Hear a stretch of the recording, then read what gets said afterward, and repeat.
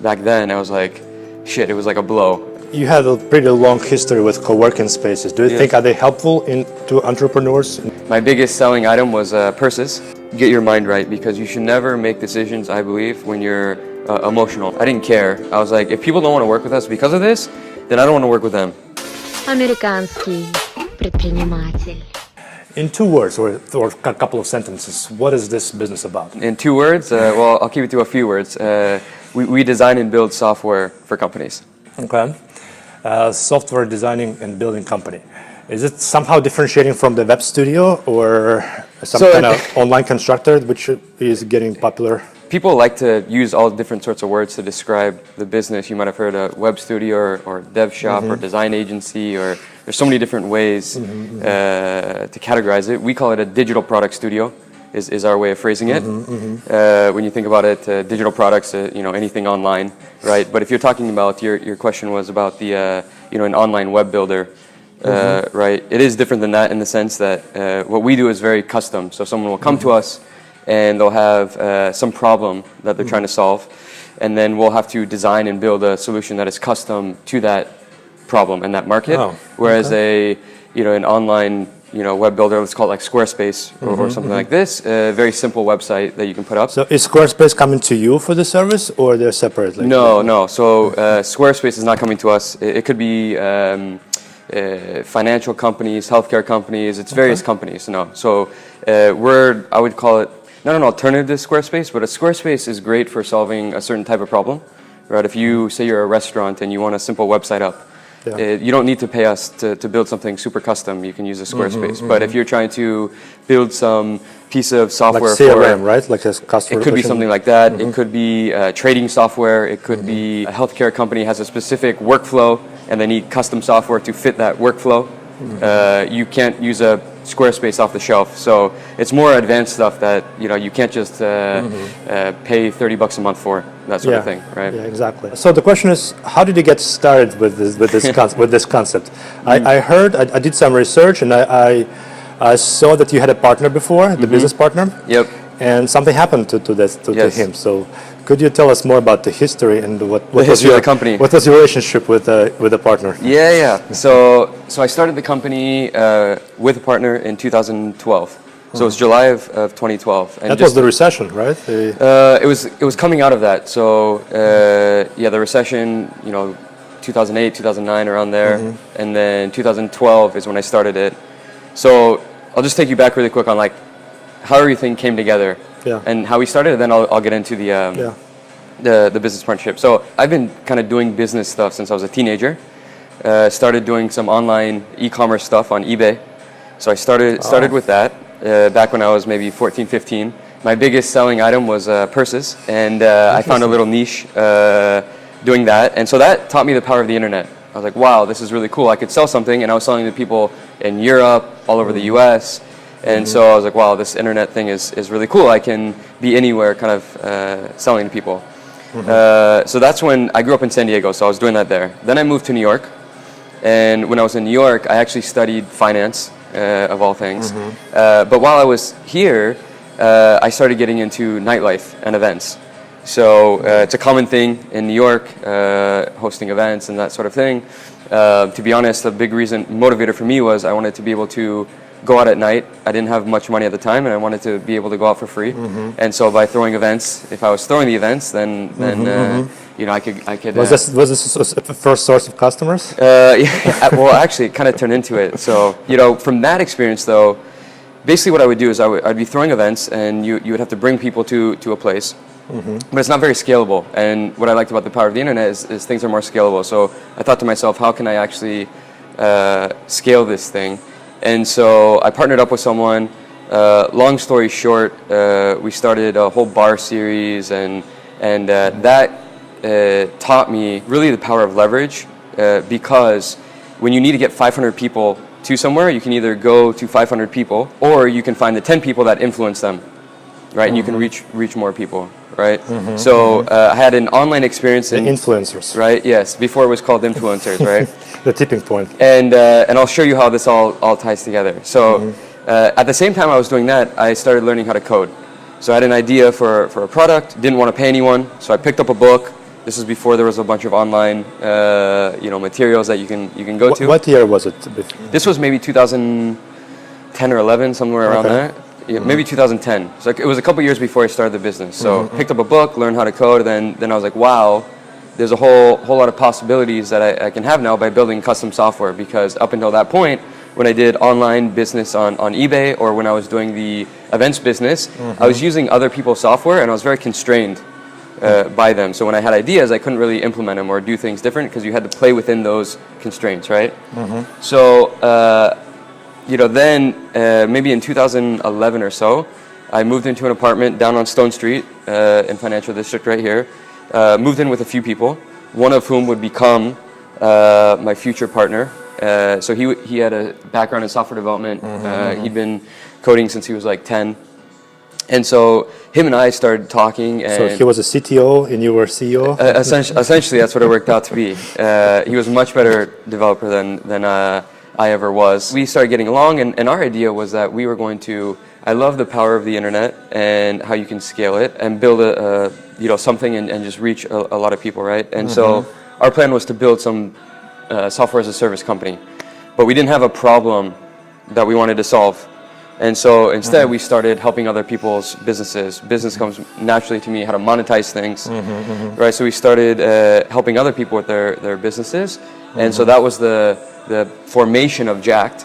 And the idea that I had was, hey, instead of me having to build one piece of software to reach 1 million people, using the concept of leverage that we talked about earlier, if we work with 10 people or 20 people, and then they in turn reach a lot of people, I'll indirectly get to reach a lot of people. So the question is your company right now a SaaS company or it's a product company? Basically, you sell the service. Yeah, so we sell the a separate service. package. Yeah. So we never got around to actually building the SaaS product for ourselves. We ended up building products for other people. But is this your long-term vision to eventually become like a sales force? Yeah. So initially it was. The plan was always to, at least in the early days, was to not build what we are today. It was to consult, build stuff for other people, use that money, and then build our own software. But along the way, building one company is hard enough. So the first steps, do you think it was a huge money investment business, or it's pretty much easy to bootstrap it on from scratch and get the customers and get rolling? Yeah, so it was very easy for us because between both of us, we could do all the work ourselves. So he had a software development background. I, at that point, had been coding for a couple years. And when we come in with companies, we'd help them on like business strategy, product strategy, and then software development. So we could do everything ourselves. So yeah, we had $500 when we started the business. We each put in $500 to form the company, and we were off and running. That's amazing. And that was our idea because we were like, we didn't want to raise money. We didn't have money. I believe in businesses that generate money. Which actually, you answered part of my question. Did you raise any venture capital money, like angels, friends and family? Yeah. Or it was basically all your savings? No. So we raised it from customers. So so customers who would pay us. That's perfect. That's right? A perfect niche. Right. Find customers like that. We got really good at managing cash flow, so that basically customers would fund us, right? So they would pay us. I'd manage the cash flow very well, and so we never had to raise money. So it's more like upfront strategy. You basically tell them, this is my invoice, and you have to pay partially, and then the rest you pay after deliveries or something. Yeah, so we've definitely evolved it over time, but yeah, there's basically like I'm trying to never work without being paid. Right, so collecting some money up front, and then every week collecting more money. What the cases when you got no payments? I've definitely been there. Funny situations. You'd like to share? Yeah, I mean, there's definitely been times, right? My entire cash flow management strategy is based off of, I try something, it's like, oh, that didn't work, and then someone doesn't pay us. I've had people not pay us $100,000, right? So you have to be able to weather those storms and. Structure contracts right, and and to essentially be self-funded. What was your feeling back in the day when the customer owes you $100,000? When that happened? How did you basically recover yourself as an entrepreneur? You probably felt really, really down, and its ability that distinguishes winners from losers is how you would take the punches. Like how did you manage this? Yeah, I mean those were hard. Looking back, because. I'd never been through stuff like that. So I remember this one time, It was maybe in 2015 is when, and this isn't really a case of that someone owed us $100,000. It's so someone, I'll tell you the story behind it. We had signed an agreement that was worth like 250,000, and it was supposed to be like 40 or 50,000 a month. And so at the time, the way we kind of staffed up projects, we had 4 or 5 people dedicated just to that customer, right? So then at the end of the first month, then we found out, hey, we can't pay you for the rest of this contract, right? And so then project was closed. Yeah, and thank you everybody, you can leave, right? And I was like, oh shit, it was in my head because I had 4 people. You know, this was paying the salaries of 4 people. We had no other work for them. They were like staffed up on this, and so then all of a sudden it's you know, what do you do? Yeah. It's like, wow, you basically have a couple options. It's you either have to let go of people, or you keep people and go burn through your savings, or you figure something out. So in those moments, when you find that out, at least for me back then, I was like, shit, it was like a blow, and I was like, okay, it hit me hard, and I had to like, you know, take a minute to gather myself. Back then, it could take me like a day or two. Now it's anytime something happens, it takes me like 5 seconds and I'm fine because just going through enough times, right? But in that moment, yeah, I mean, it was awful, right? You think you know, you're feeling good, you have a $250,000 contract, and then all of a sudden they're just like. But what advice would you give a fellow entrepreneurs who probably have similar feelings? Yeah, how to recover fast? Until they built some immunity towards it. Towards it, but yeah. For the first time, everybody feels down. And, and some people probably ruin their companies and they just walk away with nothing. And I mean, in those moments, those are like the make or break moments, right? Like it could have been like, okay, well, I don't know what we're gonna do. Let's just like close up and go away. We've had that at times, right? There's been many times where it could have gone 2 ways. Either, okay, the company's gonna die, let's close up, or you have to. You know, you keep going. And so for me, a lot of it, you know, if I was giving advice to myself back then, it's trying to figure out what you personally need to do to get your mind right, because you should never make decisions, I believe, when you're emotional. Like if it's something just happened, you're feeling down, and then you make a decision, you're not, at least for me, I'm not thinking clearly, so I try not to make decisions on that, right? So it's first, get yourself back into a clear head. Some people might be. So is it sports helps, like yoga? It could be that, right? So for me, sometimes it's soccer. Helps a lot. Sometimes it's working out for people. Sometimes it's taking a walk.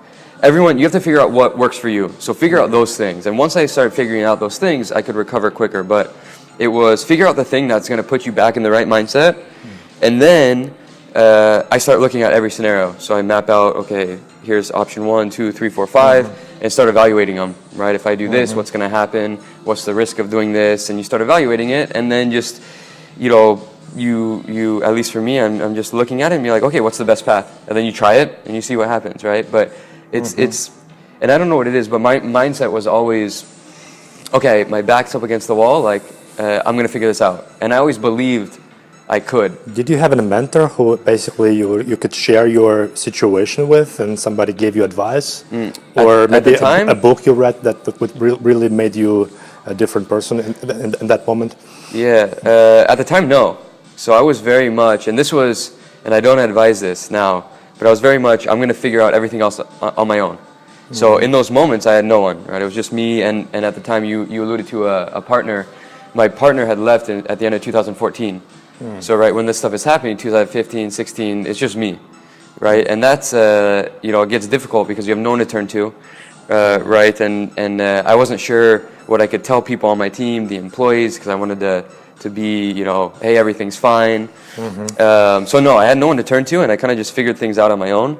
You know, probably a year and a half, 2 years ago, I hired an executive coach, which has been great, right? I wish I did that, you know, in 2013 when I was starting. So then when I was going through this stuff, I had someone to talk to.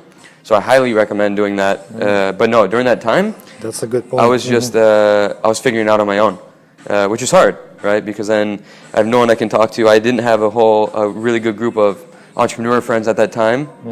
So it gets very lonely, right? Having to, you know, essentially handle these situations on Were your you own. back then in the same co-working space you are now, or it was like So, home setup? yeah, we weren't here. We jumped around a lot. So the first year of the business, we were working at home in our apartment because we lived together.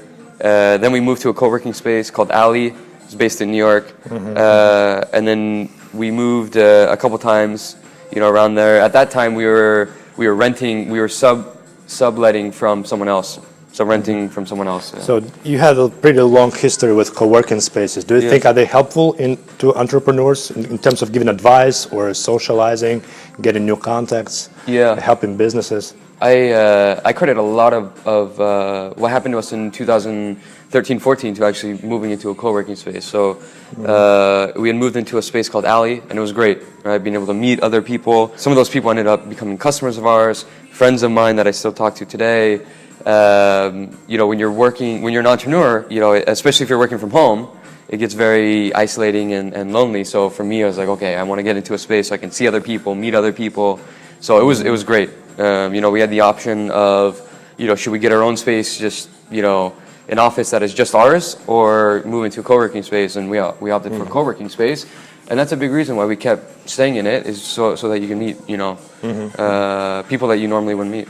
I would like to talk about the marketing strategy back in 2014 when you Early had a partner. Then you had this critical situation start piling up in 2015 and 16 when lots of customers left, some employees left. You were really feeling down.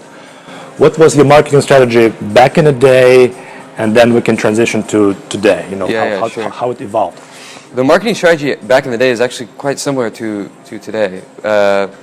But if you remember when I was talking about nightlife, the events, right? The events, right? The concept of leverage, right? The idea, and you mentioned influencer, right? That's essentially what it was. But the idea that you can talk to one person that can bring you 10 people, right? And so I like this concept of leverage for two reasons. One is that it gives you access to more people, and two, the people that then are coming to you trust you because they were referred by someone, right? So I use that same concept and I applied it to this, right? So here's how I did it. Essentially, I was like, hey, I have no money, but I need customers, right? So what should I do? I was like, well, let me figure out who else is talking to my customers and partner up with them, right? Because they're spending time and money on marketing and reaching my customer. But if I partner with them, right, they can then refer business to me. Right, and then it acts as lead gen for me, and those people that come to me already kind of trust me because they were referred by someone, right? So the idea was partnerships. How do you select the influencer? Is it somebody with lots of Instagram followers, YouTube followers, Twitter followers, or just a rich guy? How do you know who is the influencer? Yeah. I didn't even care about back in the day who was an influencer. All I cared about, do you have access to my customer? That's it, right? So I was like, who has access to my customer? That then it would make sense that they would refer them to me. And why, the question is, why would they refer them to me, right? And two reasons, or a few. One is because if someone refers business to you and you do well, it makes them look good, right? Say I have a customer, right? I'm servicing them, I'm like, hey, and they're like, oh, I need this. And you're like, well, talk to this person. If it goes well, it furthers your relationship. You get social capital from it. So it's some kind of referral program that you engaged into with people. Yeah. But from I had to think about why would, say you have a customer, and I want to sell my services to your customer, right? Why would you actually do it? Yes, it could be one, hey, I'm literally paying you, right? But the more important thing that I always thought was you get social capital from doing it. If you refer someone to me and it goes well, your customer now even thinks more highly of you, right? So this social capital aspect of it, right? It could also be that, say, for example, I'll give a more concrete example, right? We partnered up with a lot of design agencies. So back in the day when we started, we didn't do a lot of design work. We did mostly software development. So a design agency might get a client who would also need software development, right? So it would help them sell a project if we partnered up together and they brought us in and referred us to the end customer. So it gave the end customer a better experience, right? Was it a combination of cold calls or emails or some trade shows that you were going to get those contacts? Yeah, good question. No cold calls, no trade shows. I never liked that stuff. To me, it was always very relationship based, but oftentimes all the partners would be, I would get some warm intro into them. So if I wanted to meet you, I'd have someone else introduce me, right? Again, playing off that trust factor, and then I'd sit down and form a relationship with you, right? And then, you know, in person, a lot of times in New York is very easy to do that. So it was a lot of in-person meetings, right? Sometimes I would cold email someone, hey, I would love to talk to you, you know, meet, here's who I am, let's talk and like, you know, form a relationship. But it was never, let me try and sell you. It was actually built off of real relationships, right? And sometimes it would turn into something, sometimes it wouldn't. Right. But yeah, I'm a big, you know, in-person kind I'm of guy. assuming we're talking about not a big amount of customers. It's just like in your business, there's just maybe 5, 10, 20, 25 big customers that actually bring in the entire revenue, like 80% of the revenue, right? Yep. So it's probably falls into this concept of 150, right? So one person on average can have like 150 connections, and they can refer you the business. Exactly, yeah. So we don't need a ton of customers. And so when you think about it, you know, the way I looked at it was, okay, I can form a few, you know, let's call it 10 really good partnerships that will then bring in a bunch of leads, and then we will have enough business to build a nice business. I don't need to have, you know, 500 partners or 500 clients right now. What was your organizational structure back in the day? It changed over time, many times. You're the CEO, right? Yes. What's So your official job title? That's my official job title. I don't think I called myself the CEO until maybe 3 or 4 years in. But yeah, the organizational structure, I mean, do you want to know today or how it evolved? How it evolved, basically. Yeah, so initially it was just me and one other. It was just Developers, right? We were doing all the work, you know. So it was basically like him and I were doing the work, and then I would handle any of the new sales, and he would also contribute on that end. But we were doing everything, you know, finance, the accounting, the HR. Yeah, the working partners is basically the people doing everything. But once you started hiring people, what kind of jobs were you imagining them doing?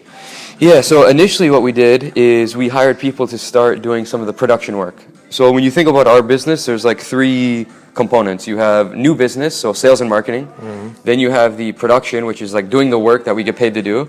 And then you have the back office, which is the legal, accounting, finance, HR, all of that, right? So what we did is we started hiring people to do the production work, so the billable people, right? So then, you know, I started focusing on sales and marketing and then the back office, right? And then I got rid of the back office and then focused on sales and marketing. And then I became finally like a real CEO and then kind of oversaw everything. So would you say yourself now, are you the real CEO or more like a marketer, a salesperson, the guy who brings still business? Yeah, so I would say for a good couple years I was the CEO, but I had 2 jobs. I was the salesperson, salesperson and marketer. Who doesn't sell cold calls, right? Right, yeah, and then the CEO. Okay. Right, today I am more of, you know, I don't do the sales anymore. I'll still help generate leads in business, but I'm not doing the sales and closing it anymore. So I'm actually, I guess, more of an actual CEO. Who does the sales now? How the company keeps evolving? You grew your company from 1 million to 4 million. You're going to cross this year. How did this happen without sales? Like the actual sales? So it didn't happen without sales. There was definitely sales, but yeah, I removed myself from it. So up until 6 to 9 months ago, I was still doing all the sales. So for the first 6 years of the business, like I did all the sales, closed every deal. Right until, you know, maybe 6 to 9 months ago is when I promoted someone up to president, and so he now oversees the day-to-day operations of the business, and so he does a lot of the sales now instead of me. So someone else is doing the sales. You can't survive without sales. So you're obviously not heavy on other channels of marketing like organic search or paid advertisements or Facebook. Have you tried one of these? We've tried. What was working for you in 2018, let's say, last year? Yeah, no, I mean, we've tried some of that stuff. It doesn't work amazingly. I think, in hindsight, what I wish we would have done is spend a lot more money on content marketing early on. You know, when we were starting out, we didn't have a lot of money, and I was looking for things that would bring immediate ROI. And so that's why I was very big on partnerships with other companies. But I wish, in hindsight, we would have spent a lot of time and money on content marketing, because that has a very good long-term benefit, right? So from an SEO perspective, it's really good. Take some time. Content marketing takes some time. Doing videos like this, right? You may not get anything out of it today, but maybe a year from now, something comes of it, right? So it's a much more long-term game, and so I like it a lot. Do you have a selling website yourself? Do I have a... Is JAKT a website optimized for bringing leads? Oh yeah, so when we have leads coming in, right, people will fill out a form on our site, and so there's definitely traffic there. We have a blog, so we started that maybe a year and a half ago or something, so it's still like relatively new. But yeah, all our leads, I don't know, at this point we get a handful of leads a week coming in through the website. So yeah, the website is very important to so leads content strategy is the good long-term strategy 100%. For bringing organic traffic. I believe so. Yeah, I believe. I tell people this a lot. Is the partnerships are great, but I wish we would have supplemented it much early on with a content strategy, and we waited just a long time to do that. Interesting. But you have even more interesting case in your situation. You're one of those rare entrepreneurs who actually opened up your books, so to speak, right? You publish your numbers on your blog. You have your own YouTube channel, which is very informative in a sense. You share some advice. How is that working for you in terms of customer acquisition, or what's your purpose behind this openness? Yeah. So the purpose for me was when I was growing the business, I had no idea how I was doing. Like I was like, is this good? Like, are our numbers good? How much revenue are other companies doing, or how much profit are other companies doing? And private companies usually don't release any of this information, and so it's hard to know. And so I was like, hey, it would have been really helpful for me if I could see this company and how they were doing. And so I said, all right, let me just release our numbers so then other people can see. Maybe we'll help one person, and if it helps them as they're growing their business, great. I would have loved that. So that's why. We decided to do it. It wasn't actually to a marketing tactic or anything like that. And what's the user feedback so far? How did employees in the company reacted to this, and how the customers reacted? Yeah. So a lot of people told me not to do it. My lawyers were not happy about it. They did not want me to do it. People were like, why are you doing this? And they're like, our customer's not going to work with you because of it and all that. And interestingly enough, well, two things happened. One, that's fine. You don't have to work with me. But interesting enough, what happened was it actually, customers liked it. Potential customers were like, wow, you're very open and transparent. This is different. And it made them trust me more, right? Because business, especially ours, a lot of it's based on trust, right? And so them seeing that, then the trust level went up, because they're like, wow, you're transparent. If you're transparent with your financials, which people are not transparent with ever, like, okay, now I trust you because you're very transparent. And I believe you're going to be transparent with me when you're billing me, when you're doing all these things, right? So it actually had a good effect. Does it make customers sometimes jealous or angry when they say, "Oh, you're making that much profit actually of my project"? Why should I pay you that much? I want a discount. I want a better deal. Yeah, no. I was worried about that a little bit. I was like, I wonder if people are going to say that, right? How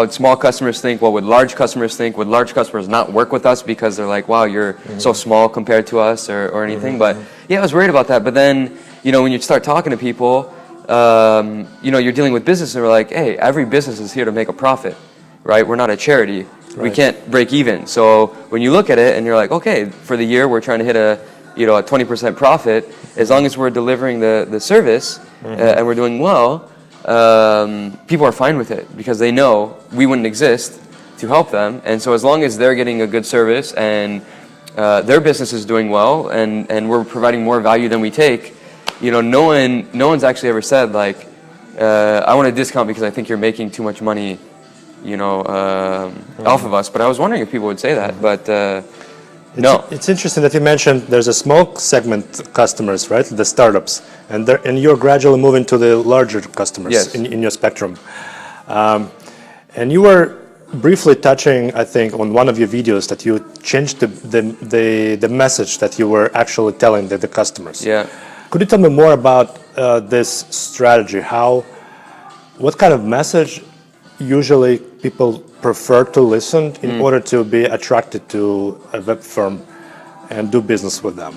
Yeah. So it definitely changed over time. So when we started the company, we worked with a lot of startups. So people ground up, because that's what I was attracted to. I like building something from the ground up, and then being in New York. And they burn out fast, right? The startup. Yeah. So then it becomes, there's challenges though with startups, right? We were working with a lot of startups that had raised money, and the way those things work, for the people that aren't familiar, is basically when people raise money from angels or VCs, the idea is like 1 in 10 does well, everyone else like dies, right? And so what you have is you have people, there's a lot of churn in them, right? They literally, the companies, it could be nothing that you did. In a SaaS company, churn is a very important metric. Right, yeah, it's very, very important, right? And then it translates to us is like we could be working with 10 companies and they run out of money, they do all these things because they're building businesses in a different way. It's spend a bunch of money and then try and grow as fast as possible, raise more money, right? And so the onboarding process is the same? What's that? Onboarding process, the length of the process is the same for the small firm or the large one? The length of it? Well, onboarding is... Onboarding, like from the first initial phone call or interaction to the actual receiving the check. It depends, right? I've had large companies sign within a week. Same with a small company. I've also had large companies take 6 months, and I've had small companies take a year. Okay, so it's right. The same. So it's interesting, right? There's a couple factors that I learned. One is that it's oftentimes easier to sell a larger project than a $5,000 project. It could be just as easy to sell a $500,000 project, right? Because the effort it takes, and oftentimes it'll actually take more effort to sell a small company because they have less money, so they're very tight with it, right? They're basically fighting with their lunch because they decide how to spend the money. No, totally. And a large company, you know, $50,000 for a large company is nothing, versus to a small company, it's a lot of money, right? So we started transitioning. I realized building a business based off of startups was very difficult unless we had, you know, we were working with 500 of them. Like no overhead, right? So what's that? When you had like a software without any overhead, so you can basically handle the churn. Yeah. Or if you have 500 customers, but when we're only working with 10, 15 customers at a time, and you have a lot of churn, it doesn't make sense. It's very hard to build our type of business to the $4 million mark if you just have customers churning every couple months and you only have 10 to 15 of them. So I was like, okay, let's figure out what kind of customers can we have that aren't going to churn because they're going to stay in business longer. They have money to spend. They're making money. Right? And they can be longer term contracts. And so that's when we started moving upstream. So my story that I started telling people was different. So we then started working with larger companies or companies that were just actually making money. So they weren't at risk of going out of business. Right.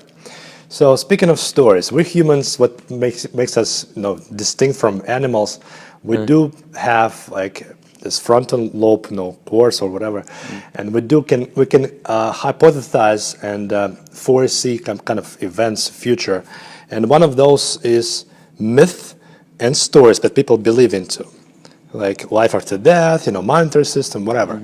So when we're talking to businesses, to customers, they probably want to hear your story, right? So what is the JAKT's story to attract the larger business and larger firms? Yeah, so the story has evolved over time, right? Like it depends. Telling a story is important, not just for customers, but everyone you talk to. Is this a script? Huh? Is this a script No, that you I mean, wrote? it's almost come down to a script for me because I've just told the story so many times. And it depends on the scenario. So with a large company, right, the story I would tell, right, to get into it, because what I learned from the large companies was we have a lot of things that they don't like, and so I had to think about what are the things that will appeal to them. So our story for them was, hey, for the last 5 years we've been working with startups, building products from the ground up, helping them build businesses, working in a very iterative process. So the customer cases, right? Right, and we were using the experience that we have with startups, right? And we said, hey, what we're doing now is we're bringing that to large companies, because then large companies started to want to act like startups, right? So the story I told was not, hey, all we do is work with large companies, and that's why you should work with us. It was no, we come from the startup world, right? And we have speed, right? And so we're going to apply that same concept to you, right? So the people we were pitching against were all large companies, and I couldn't compete with a $50 million agency or people that had hundreds of people, right? So I had to think, what is my strength that then can be a selling point to them? So that's how I phrased it for large companies, was taking a perceived weakness and forming it into a strength. And some large companies love it.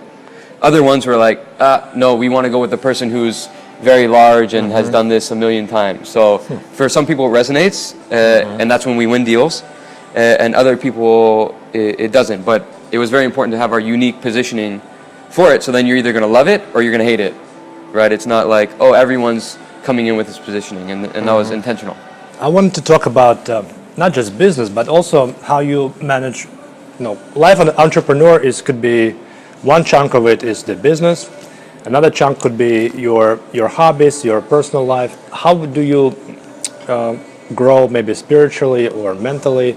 Yeah. What books do you read? What maybe YouTube channels you subscribe to? Where do you get your inspiration? Information, yeah. So, being an entrepreneur, there's a lot of self-growth that happens. Like one thing I didn't realize was how much the business growth is tied to your personal growth. So if you are not growing as a person, you can actually hinder the growth of your business. And I think that's what I realized a few years ago when I started working with an executive coach, is that the business was plateauing, and a big reason the business was plateauing was actually because I was plateauing and wasn't growing as a person. So there's a lot of areas for growth. You have to grow as an individual, so self-awareness is very important. Growing your leadership skills, growing spiritually, emotionally, mentally, all of that. So it's a very big topic, but things that I've done, I've worked a lot with a coach. That's been a big one, right? Helping with my way of being and who I am as a person. There's other things I do. I picked up meditation maybe almost a year ago. Now, right before this, I was meditating. So that's been a great one for me. I love reading. So it depends on what type of literature do you read? Yeah, so it depends, but I basically have different categories. So I have a whole personal development section. So this could be learning about emotions or ways of being, and that's more of a spiritual side, I guess. And so essentially, there's personal development type of stuff. And how do you pick up those titles? Either through researching online, or Google stuff, or it will be a recommendation from someone that I know and trust. Is there a good influencer in your life who basically whose book you could take as a recommendation? Not really. I do a lot of discovery kind of on my own, or I'll just maybe it'll be I was reading an article and someone referenced the book, and I'm like, okay, let me look at the book. Okay, I like the book, right? But I'm very much I like to form my own opinions on things and gather information. So there's not one person or two people that I'm like, okay, anything they say I'm gonna read. It's more, I love diversity. So my coach will recommend a book. Hey, we've talked about this topic. Here's a book you might like. Okay, let me read the book. Or it could be that you recommend something like, hey, here's a book that I think you might like. Okay, let me check it out.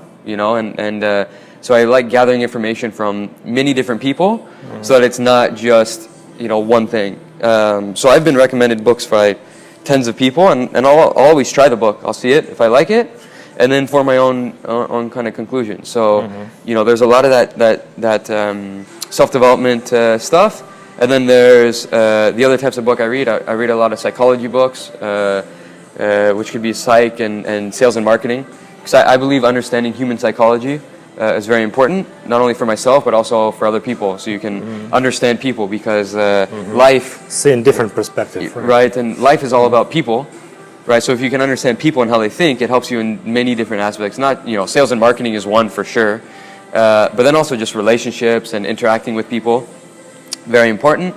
Then I have business books, right? Learning from other people who have built way bigger businesses than I have, and they throw a bunch of their information in books, right? So I read a lot of that and how people ran their businesses and different strategies they use, and I love just taking bits and pieces so I can be like, okay, I like this, now let me try it. Do you have a favorite businessman you would like to be, aiming for? So I don't necessarily have one that I was like, here's who I want to be. But some of my favorites that I take inspiration from, one of my favorites is Ray Dalio, who wrote a book called Principles. So Ray Dalio he's been running a financial firm for years and years, very successful person. And he wrote a book called Principles, where he outlined both his life principles and his work principles. And so I loved reading that book, and it was very influential in the way then I took some of those things and put them into my business. But you look at someone who's built a business over the period of 30, 40 years that's been around for a long period of time, and I don't want to be him, I don't want to build a financial firm like him, but I like the type of company he built and the culture he built and the way he lives his life. So like, okay, I like those pieces, let me use them, right? And then I'll look to other people and be like, okay, I like those pieces, right? But I've always been. We'll put this book in the description to the video. Yeah, it's a great book. I highly recommend it. I just bought 10 of them for people and gift them. So it's the one book I gift to people all the time who's an entrepreneur. I'm like, read this book. It definitely influenced me. So I believe in being influenced in the sense of like, let me pick and choose what I like, but forming my own path, right? Like I'm carving my own unique story. And so I look to people, but I like to do things in my own way. So where do you see the future of JAKT? Or you recently started a new company, Pulpo Group, right? Yes. Is it a financial sector company, right? So what I did was basically over the last 7 years now I've been running JAKT. I was day to day working on it. 6 months ago I started stepping away from the day to day. As I mentioned, I appointed someone the president. So now I'm not too involved in JAKT anymore. And now I'm starting to spend my time on Pulpo Group. And the idea behind Pulpo Group was to start new businesses or invest in new businesses that were all centered around service businesses or agencies or businesses that make money, right? While we work with a lot of tech companies, I've never personally liked the business model of raise money to then build a business and then raise more money and hope to exit. I've never liked it. The risk profile for me, I just didn't see that as the path I wanted to go. I like businesses that make money. So basically what we're doing there is saying, take all the learnings that we've had over the last 7 years and then start offering services to other businesses like JAKT. So as we were growing JAKT, we didn't have a lot of support. There's not a lot of businesses serving agencies like mine. And so one of the companies we spun out was called Pulpo Finance. The idea being it's a CFO service for agencies, right? Taking everything we knew from JAKT, spinning it out into its own company and offering it to other people. So I'll see us, we're probably going to do that multiple times. Finance is one of them.